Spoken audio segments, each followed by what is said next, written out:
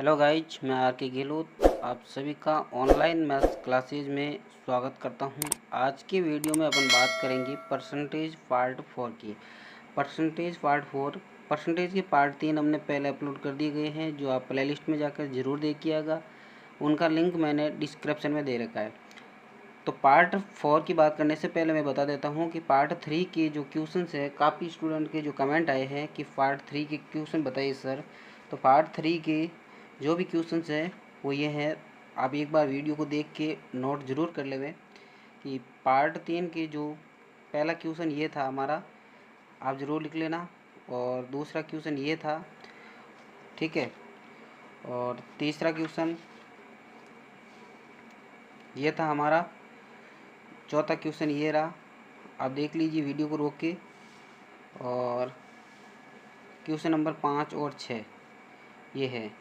इनको आप एक बार वीडियो को देख के रोक के ज़रूर देख लेना। मैं पार्ट 4 की आज बात करता हूँ। वीडियो को शुरू से लेकर अंत तक ज़रूर देखना, इसमें बहुत इंपॉर्टेंट क्वेश्चंस की बात की गई है।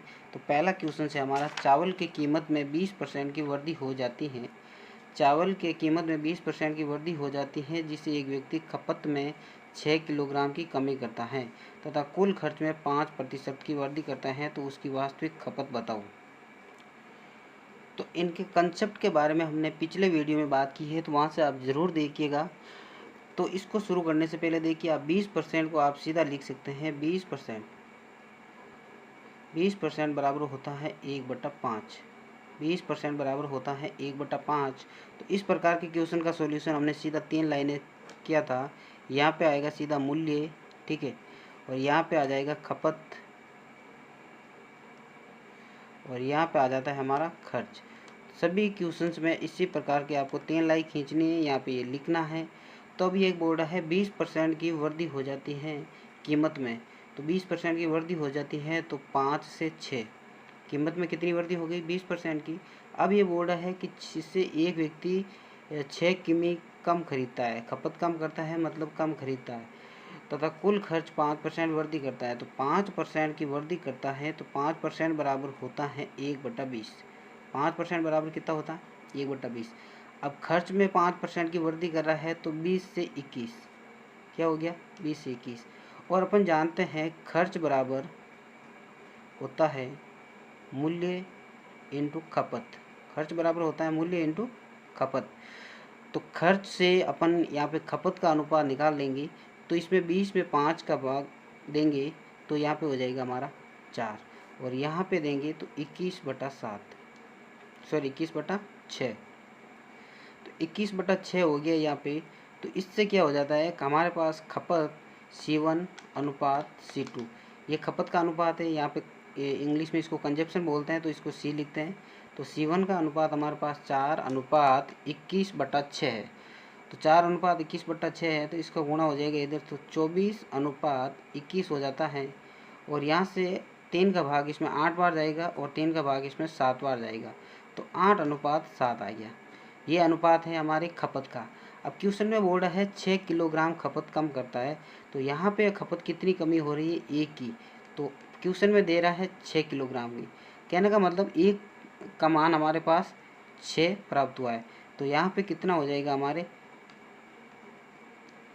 8 को 6 से गुणा करेंगे तो 48 किलोग्राम यहाँ पे हो जाएगा। और यहाँ पे हो जाएगा 6 को 7 से गुणा करेंगे तो 42 किलोग्राम, ठीक है। अब ये क्या बोल रहा है? अब ये बोल रहा है तो उसकी वास्तविक खपत क्या है? तो वास्तविक खपत हमारी ये पहले वाली थी यहाँ पे, तो वास्तविक खपत हमारी हो जाएगी 48 किलोग्राम। तो इस क्वेश्चन का आंसर रहेगा हमारे 48 किलोग्राम। क्वेश्चन नंबर है दूसरा, चावल के मूल्य में 32% की वृद्धि हो जाने पर एक परिवार खपत में कमी करता है। यदि परिवार पहले 10 किलोग्राम चावल खरीदता, तो बताओ अब कितने किलोग्राम खरीदेगा यदि वह परिवार 10% अधिक खर्चा करने को तैयार है। तो यहाँ पे सीधा अपन को पता ही है, 3 लाइन खींचनी है। पहली लाइन होती है हमारी प्राइस की, ठीक है। दूसरी होती है कंजप्शन मतलब खपत की, और तीसरी होती है एक्सपेंडिचर मतलब खर्चा की। तो यहाँ पे बोर्ड है चावल के मूल्य में 32% की वृद्धि हो जाती है। तो 32% को अपन सीधा कितना लिख सकते हैं? 32% को आप सीधा लिख सकते हो 8/25, क्योंकि 32% को अपन लिखते हैं 32/100। तो इसमें 4 का भाग 8 बार जाएगा, इसमें 4 का भाग 25 बार जाएगा। तो 25/8 इसको सीधा अपन लिख सकते हैं। तो वृद्धि हो रही है, तो 25 पहले था, 8 जुड़ जाएगा तो कितना हो जाएगा 33। तो यहाँ पे मूल्य में जो वृद्धि हो गई है ये हमने लिख दिया है 25 और 33। अब ये बोल रहा है यदि परिवार पहले 10 किलोग्राम चावल खरीदता था, यानी कि ये 10 किलोग्राम खरीदता था, बाद में कितना खरीदेगा, और बताओ कितने 10% की अधिक खर्चा तैयार है। तो 10% को अपन लिख सकते हैं सीधा 1/10। इन सब की चर्चा हमने पिछले वीडियो में कर रखी है, तो इनको सीधा लिख सकते हैं अपन कितना, 10% को 1/10। तो यहाँ से 10 है, 1 जुड़ जाएगा तो 11 हो जाएगा। ठीक है, यहाँ से 10 और 11 ये आ गया, आपको पता चल गया। अब अपन को इनका जो अनुपात निकालना है, तो C1 अनुपात C2, C1 अनुपात C2 क्या हो जाएगा, देखिए ये हमारा खर्चा है, ये हमारा मूल्य है। अगर खर्चा में मूल्य का भाग देंगे तो खपत का अनुपात आ जाएगा। तो यहाँ पे अनुपात आ जाएगा 10/25, 10/25 खर्चा में मूल्य का भाग दे दिया। यहाँ पे अनुपात आ जाएगा 11/33। ठीक है, यहाँ पे 5 का भाग 2 बार जाएगा, यहाँ पे 5 का भाग 5 बार जाएगा, इसमें 11 का भाग 3 बार जाएगा। तो फाइनली हमारे पास आ गया 2/5 अनुपात 1/3। मैं 3 का इधर गुणा कर देता हूँ, 5 का इधर कर देता हूँ, तो यह 6/5 हो जाता है। ठीक है, तो 6/5 हो गया। तो अपन को दे रखा है यदि परिवार पहले 10 केजी चावल खरीदता था, पर्सन में दे रखा है 10 केजी और यहाँ पे दे रखा 6, तो क्या हो जाएगा 6 बराबर 10 केजी, सॉरी 6 बराबर 10 केजी। तो 6 का मान हमारे पास है 10 केजी। तो अब क्या ज्ञात करना है अपन को, अब कितने किलोग्राम खरीदेगा। तो अब कितने खरीदता है हमारे 5, तो 6 का मान हमारे पास 10 किलोग्राम है, तो 1 का मान हो जाएगा 10/6 किलोग्राम और 5 का मान हो जाएगा 10/6 × 5, 50/6 किलोग्राम इसका आंसर रहेगा। तो 50/6 किलोग्राम। अगर इसको और भी सरल करें तो 6×8 = 48, पीछे बचे 2, 2/6 को लिख सकते हैं अपन 1/3। तो 8 से ही 1/3 किलोग्राम चावल खरीदेगा। ठीक है, तो ये इसका आंसर हो गया। नेक्स्ट क्वेश्चन नंबर है 3 हमारा, चावल की कीमत में 30% की कमी की हो जाने पर एक आदमी 32 किलोग्राम चावल अधिक प्रयोग करता है। कमी हो गई भाव में तो खपत में वृद्धि कर रहा है, अपने खर्च को 16% कम कर देता है, तो उसकी वास्तविक खपत ज्ञात करो। तो यहाँ पे सबसे पहले 3 लाइन खींचनी है अपन को, प्राइस, कंजप्शन और एक्सपेंडिचर। ठीक है, तो यहाँ पे बोल रहा है 30% की कमी हो जाती है, तो 30% बराबर होता है 3/10। तो 30% की कमी हो गई, तो पहले 10 था तो अब हो गया 7। फिर बोल रहा है कि 16% कम कर देता है खर्च, तो 16% बराबर होता है 4/25। 16% बराबर होता है 4/25। कम नहीं करता है तो 25 से 21 हो जाएगा, क्योंकि 4 की कमी कर रहा है तो 25 में से 4 कम कर दिया, 21। तो अपन को अब C1 अनुपात C2 ज्ञात करना है। तो C1 हो जाएगा हमारा 25/10, C2 हो जाएगा हमारा 21/7, यहाँ से हो जाएगा 5/2, यहाँ से हो जाएगा 3।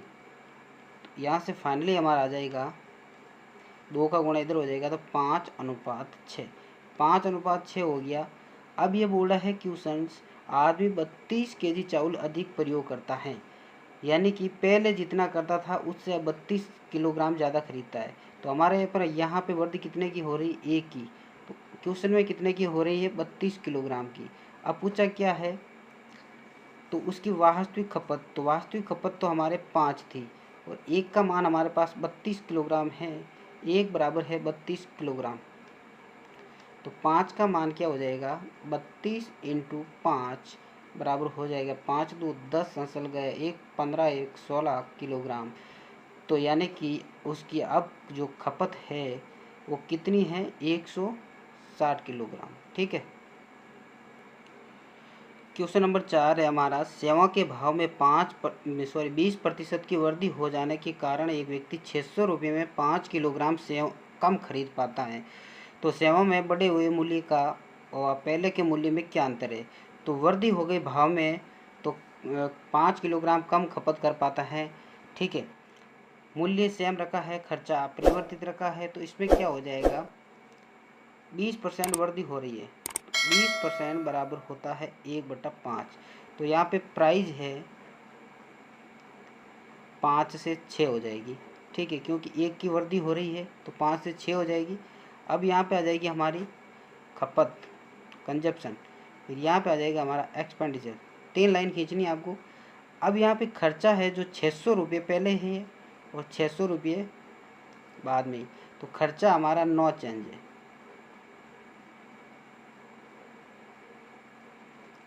खर्चा हमारा नो चेंज है, तो ये हमारी शर्त मैंने बताई थी कि अगर खर्चा नो चेंज हो तो ये अनुपात उल्टा हो जाए। तो 5:6 है, तो यहाँ पे 6:5 हो जाएगा। तो अब ये क्वेश्चन बोल रहा है 5 किलोग्राम सेव कम खरीद पाता है। देखिए यहाँ पे खपत में 6 से 5 हो रही है, तो 1 की कमी हो रही है। हमारे यहाँ तो 1 की कमी हो रही है, लेकिन क्वेश्चन में 5 किलोग्राम बोल रहा है, तो यहाँ हो जाएगा 5 किलोग्राम। 1 का मान 5 किलोग्राम है, तो 6 का मान हमारे पास कितना हो जाएगा, 6 बराबर हो जाएगा 5 × 6 30 किलोग्राम। यानी कि पहले जो खपत थी वो कितनी थी, 30 किलोग्राम। ठीक है, और 5 का मान कितना हो जाएगा, 1 का मान 25 है, तो 5 का मान हो जाएगा 25 किलोग्राम।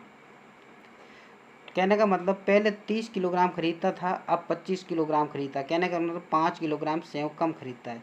अब देखिए 30 किलोग्राम खरीदता है 600 रुपये में, तो इसका मूल्य हो जाएगा 600/30, 1 0 से 1 0, 20 रुपये प्रति केजी खरीदता था।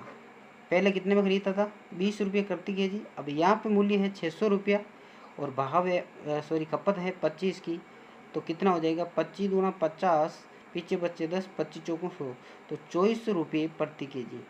ठीक है, अब ये क्वेश्चन बोल रहा है कि सेवा के बढ़े हुए मूल्य व पहले के मूल्य में क्या अंतर है। तो बढ़ा हुआ मूल्य हमारा 24 रुपये प्रति किलोग्राम है, पहले का मूल्य 20 रुपये प्रति किलोग्राम है, तो इसका दोनों का अंतर हो जाएगा 4 रुपये प्रति केजी।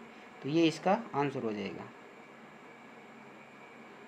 क्वेश्चन नंबर 5 है हमारा, एक आयत की लंबाई को 10% कम किया जाता है तथा चौड़ाई को 10% बढ़ाया जाता है, तो आयत का क्षेत्रफल कितना प्रतिशत बढ़ जाएगा। तो यहाँ पे क्या हो रखा है, 3 लाइन यहाँ पे भी खींचनी है। इसी मेथड से इसको करेंगे। यहाँ पे हो जाएगी आपकी लंबाई, यहाँ पे हो जाएगी आपकी चौड़ाई और यहाँ पे आ जाएगा क्षेत्रफल।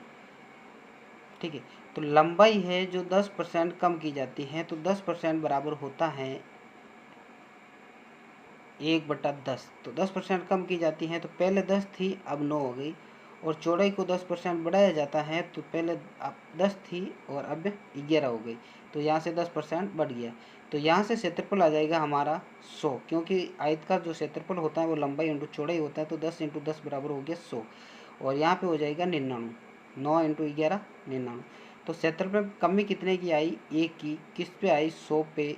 तो परसेंटेज निकालने के लिए 100 से गुणा करते हैं, तो हमारा हो जाएगा 1%। यानी कि जो क्षेत्रफल है वो 1% घट जाएगा। इसका अपन सूत्र से भी करें तो ऐसे हो जाएगा कि माना कि लंबाई है 100 और चौड़ाई भी है 100। ठीक है, अब यहाँ पे क्या करना है, लंबाई को 10% कम करना है। तो 100 का 10% 10 होता है, तो लंबाई हो जाएगी अब 90। और उसकी चौड़ाई में 10% की वृद्धि करनी है, तो चौड़ाई हो जाएगी अब कितनी, 10% वृद्धि करेंगे तो 110। तो अब इसका क्षेत्रफल अपन निकाल देंगे, तो कितना हो जाएगा, 100 × 100 बराबर हो गया 10,000। ठीक है, अब यहाँ से क्षेत्रफल निकाल देंगे तो क्या हो जाएगा, 90 × 110, 90 × 110 हो गया। तो 109 का 11 से गुणा होगा तो 99, 2 0 को 2 0, 9,900। तो 100 की कमी हुई, किस पे हुई, 10,000 पे।